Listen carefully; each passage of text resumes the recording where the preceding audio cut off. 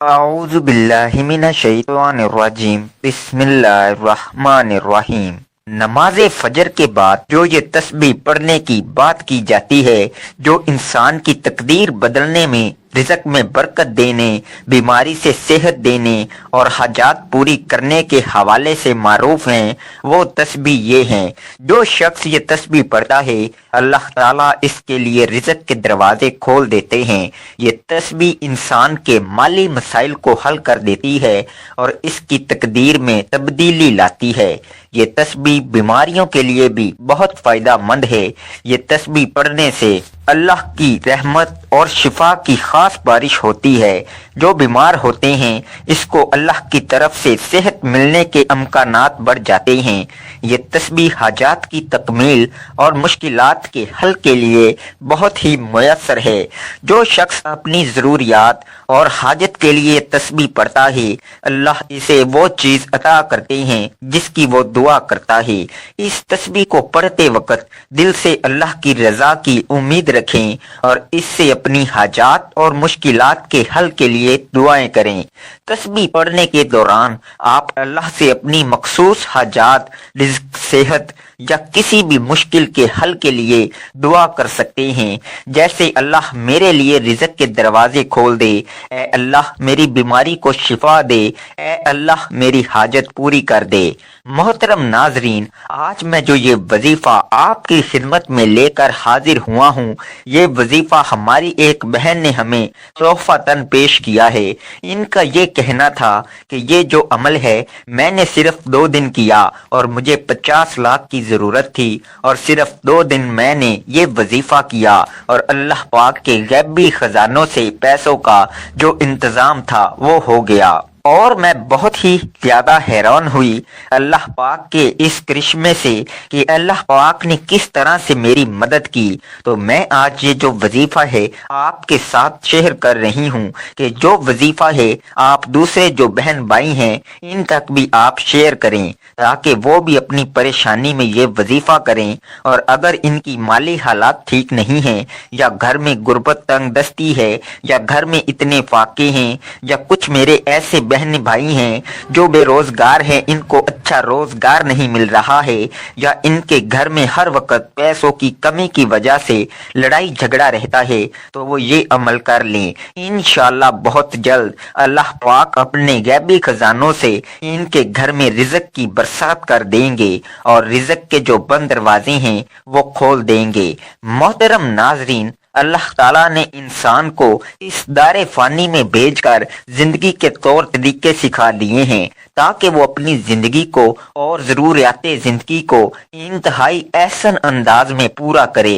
انسانی زندگی کے معاملات، صحت، کامیابی، کاروبار اور دیگر میدانوں میں مدد کے لیے اللہ نے اپنے محبوب بندوں میں سے چند بندوں کا انتخاب کیا، جنہیں ہم انبیاء کہتے ہیں۔ ان کے بتائے ہوئے ہر طور طریقے میں نہ صرف برکت ہے بلکہ زندگی کی فلاح اور کامیابی پوشیدہ ہے۔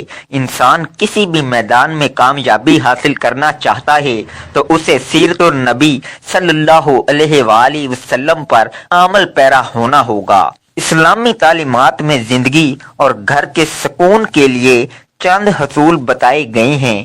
گویا کوئی انسان اگر ان پر عمل پیرا ہوتا ہے تو وہ اپنے گھر میں سکون پائے گا۔ ان اصولوں کو ترتیب سے بیان کیا جاتا ہے۔ انسان گھر میں داخل ہو، گھر میں کسی بھی کام کو سر انجام دے تو وہ فوراً بسم اللہ پڑھے۔ اس کام کو کرنے سے قبل اور ہمہ وقت ذکر الہی میں مشغول رہے۔ جدید دور ہے تو اکثر لوگ اپنے وقت کو گزارنے کے لیے فون کا کثرت سے استعمال کرتے ہیں، جس سے نہ صرف وقت ہاتھ سے جا رہا ہے بلکہ نیکی کرنے کے بھی لمحات انسانی ہاتھ سے پھسلتے جا رہے ہیں۔ کوشش اور اہتمام اس بات کا کرنا چاہیے کہ جب بھی گھر میں کسی بھی کام میں مصروف ہوں، استغفر اللہ، اللہ اکبر، الحمدللہ، یا حی یا قیوم وغیرہ اذکار کو نہ صرف خود اپنی زبان پر جاری رکھیں بلکہ اپنے بچوں کو بھی اس بات کی ترکیب دیں۔ وقت پر فرض نماز ادا کرنا۔ سورۃ المدثر میں اللہ تعالیٰ نے ایک جنتی اور جہنمی کا مکالمہ بیان کیا ہے، جس میں جنتی کسی جہنمی سے سوال کرتا ہے کہ کون سی چیز ہے جو تمہیں جہنم میں لے کر آئی ہے، تو اس پر وہ جواب دیتا ہے کہ ہم نماز نہ پڑھنے والوں میں سے یہ تو وہ لوگ ہیں جو نماز نہیں پڑھتے۔ اللہ تعالیٰ نے جو نماز پڑھتے ہیں لیکن اس میں سستی کرتے ہیں، وقت ضائع کرتے ہیں اور قصدن نماز کو دیری سے پڑھتے ہیں، ان کے متعلق بھی ارشاد فرمایا ہے، بس ان نمازیوں کے لیے ہلاکت ہے جو اپنی نماز سے غافل ہیں۔ گویا یہ نماز تو پڑھتے ہیں، ان میں اکثر غفلت میں پڑ جاتے ہیں، ان کے لیے بھی خرابی ہے۔ لہٰذا گھر میں برکت چاہیے تو اکثر نماز کا اہتمام گھر میں کیا کریں، نوافل سنت تو لازماً گھر میں ہی ادا کیا کریں۔ قرآن کریم کی تلاوت کا اہتمام۔ تیسرا اصول گھر میں برکت کے لیے قرآن مجید کی تلاوت کا اہتمام ہے، اگرچہ تھوڑا ہی کیا جائے لیکن روز کی بنیاد پر کیا جائے۔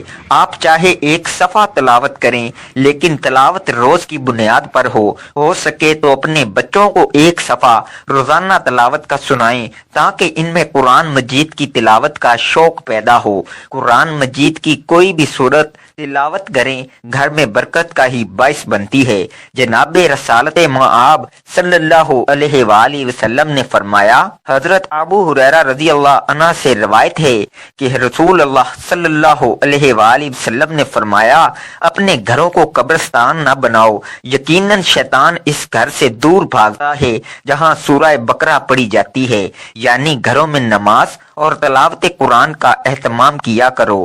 اہل علم فرماتے ہیں کہ روزانہ رات عشاء کی نماز کے بعد جو شخص سورہ واقعہ کی تلاوت کرتا ہے اللہ اس کے رزق میں اضافہ فرماتا ہے۔ صبح صبح سورہ یاسین کی تلاوت بھی کرنی چاہیے۔ جمعۃ المبارک کو سورہ کہف کی تلاوت کرنی چاہیے۔ اللہ کا تقوی اختیار کرنا۔ قرآن مجید میں اللہ تعالیٰ نے تقوی سے متعلق ارشاد فرمایا، اور زاد راہ یعنی راستے کا خرچ لے لیا کرو، یقیناً سب سے بہتر رخت سفر تقوی ہے، اور اے اہل عقل مجھ سے ڈرتے رہو۔ پھر ارشاد ہوا کہ یقیناً اللہ تعالیٰ کے نزدیک تم میں سے سب سے زیادہ عزت والا وہ ہے جو سب سے زیادہ پرہیزگار ہے۔ بے شک اللہ تعالیٰ سب کچھ جاننے والا باخبر ہے۔ گھر میں برکت کے لیے چوتھا عمل یہ ہے کہ انسان اللہ سے جس طرح ڈر کے یا اس کی محبت میں مجلس میں، مسجد میں، سفر میں تقوی اختیار کرتا ہے، ویسے ہی گھر میں بھی جب وہ تنہائی میں ہو، جب اسے کوئی دیکھ نہ رہا ہو سوائے رب کائنات کے، اس وقت بھی وہ تقوی اختیار کرے۔ اپنی بیوی، بچوں، والدین اور بہن بھائیوں کے ساتھ حسن سلوک کے محض اللہ کی رضا کے خاطر یہ عمل بھی گھر میں برکت کا سبب ہے۔ کھانا اکٹھے ہو کر کھانا، اس میں کوئی دو رائے نہیں ہے کہ جب انسان مل کر کھانا کھاتے ہیں تو اللہ عز و جل اس میں برکت ڈال دیتا ہے، اور پھر جب افراد گھر کے ہوں، والدہ ہو، والد ہو، میاں بیوی، بچے، بہن بھائی، سب مل کر بیٹھ کر ایک جگہ اہتمام کے ساتھ اللہ کے نام سے شروع کریں تو سب مل بیٹھ کر ایک جگہ اہتمام کے ساتھ اللہ کے نام سے شروع کریں تو برکت کا کیا عالم ہوگا۔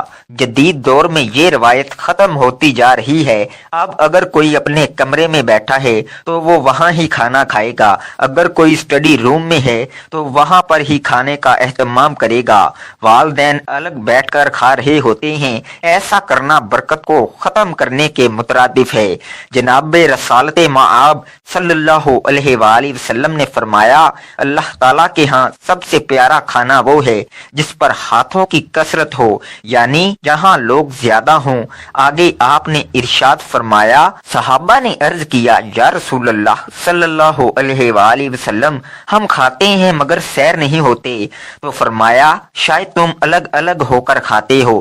صحابہ نے جواب دیا، ہاں جی۔ فرمایا اپنے کھانے پر اکٹھے ہو جاؤ، اور اس پر اللہ کا نام لو، اس میں تمہارے لیے برکت ڈالی جائے گی۔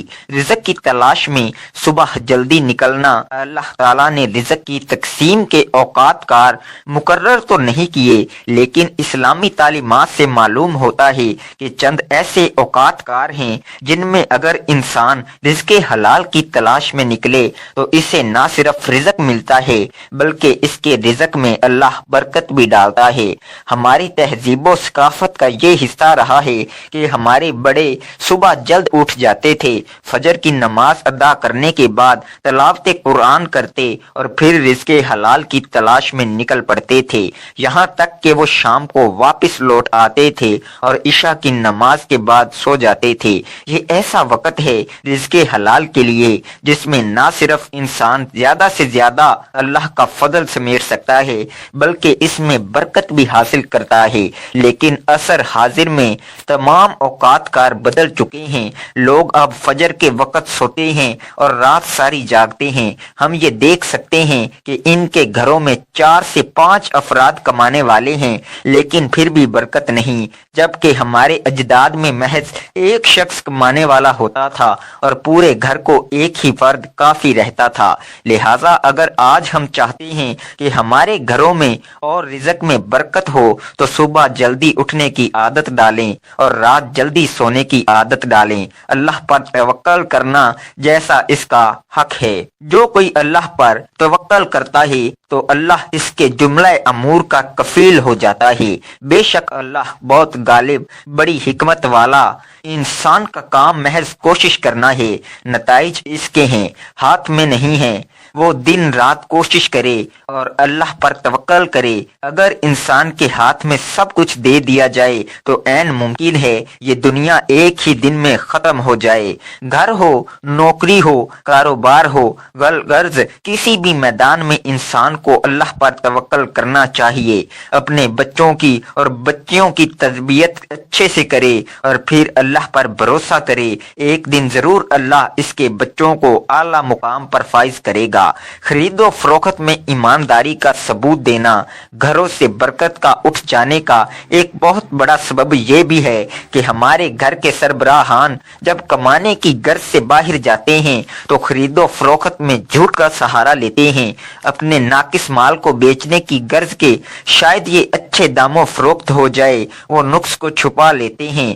صحیح مسلم میں حدیث مبارکہ ہے، پیارے آقا صلی اللہ علیہ وآلہ وسلم نے فرمایا، جس نے ہم سے دھوکہ کیا وہ ہم میں سے نہیں ہے، بلکہ جو شخص جھوٹ بول کر اپنا مال فروخت کرتا ہے اللہ اس کے رزق میں سے برکت بھی اٹھا لیتا ہے اور اس حرام کے نوالے کی نحوست سے اس کی دعا بھی قبول نہیں ہوتی اور عرصہ دراز تک اس کی عبادت بھی رد کر دی جاتی ہے۔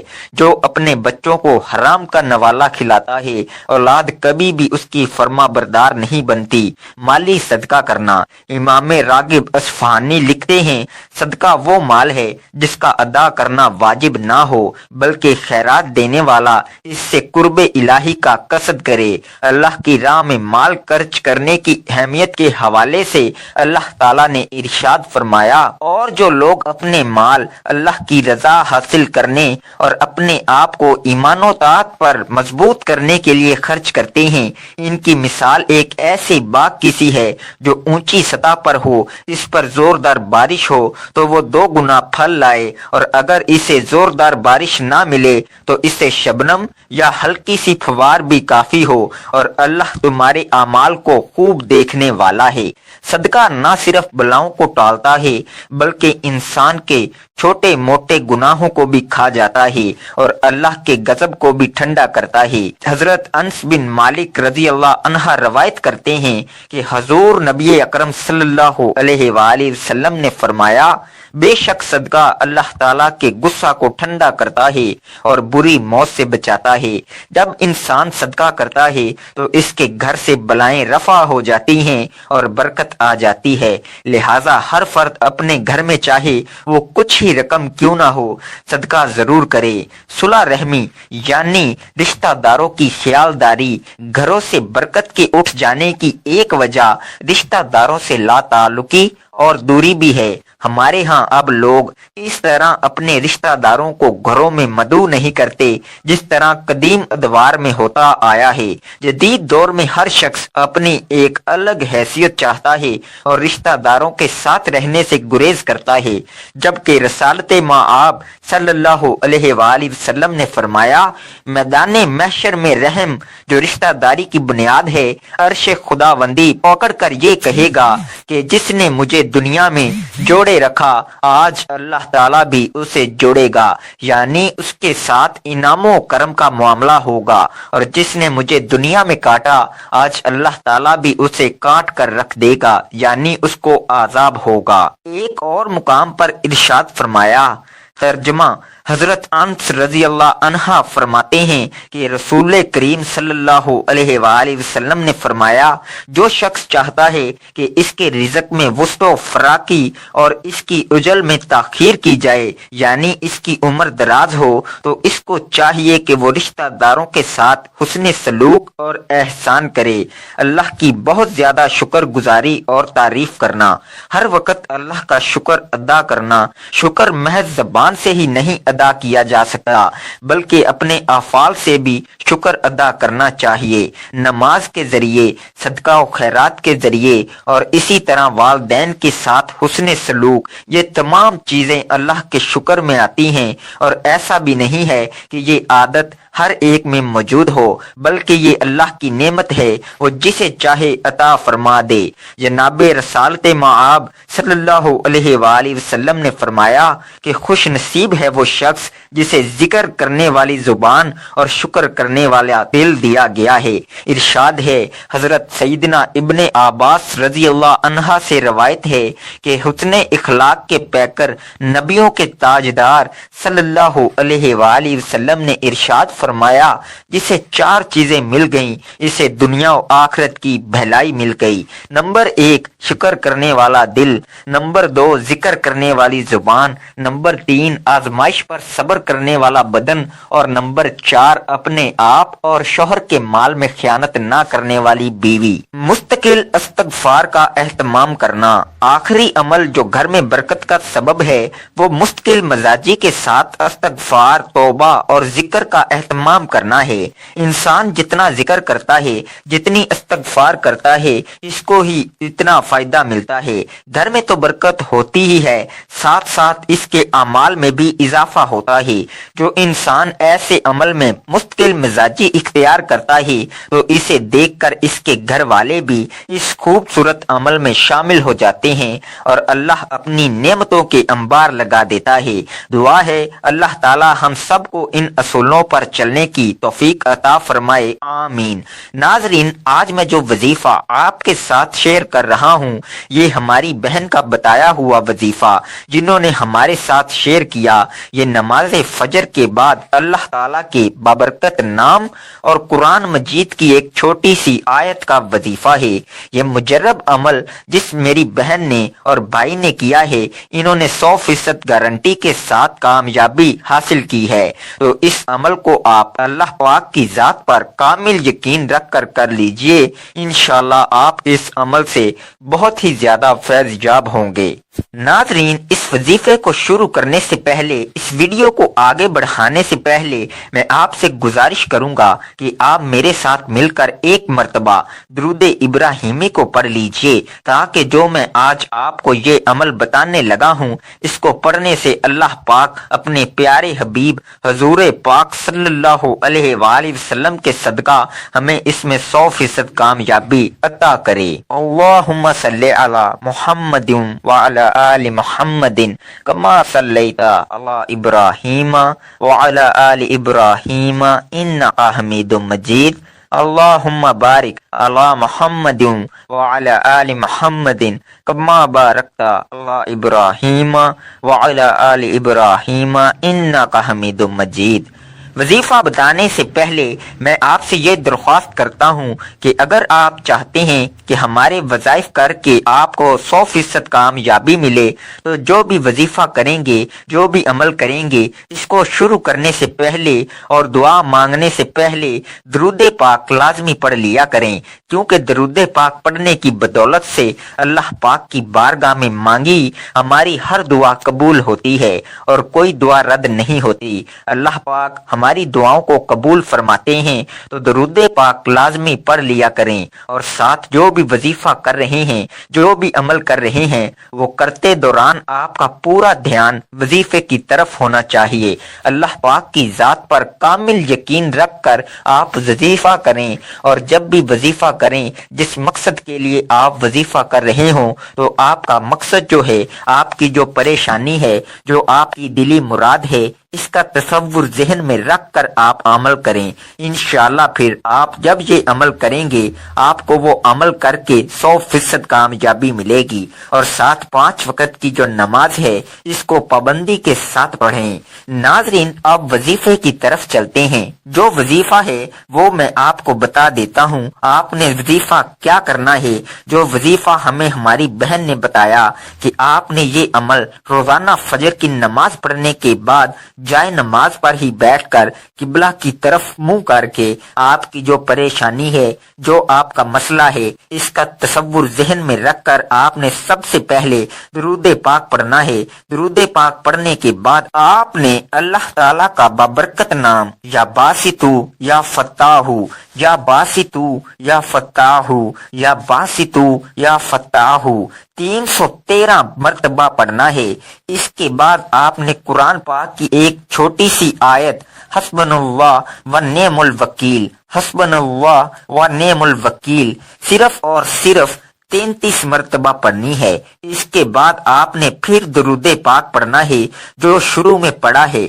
وظیفہ کرنے کے بعد اللہ پاک کی بارگاہ میں رو رو کر دعا کرنی ہے۔ انشاءاللہ آپ کی جو بھی پریشانی ہوگی، آپ کا جو بھی مقصد ہوگا، وہ پورا ہو جائے گا۔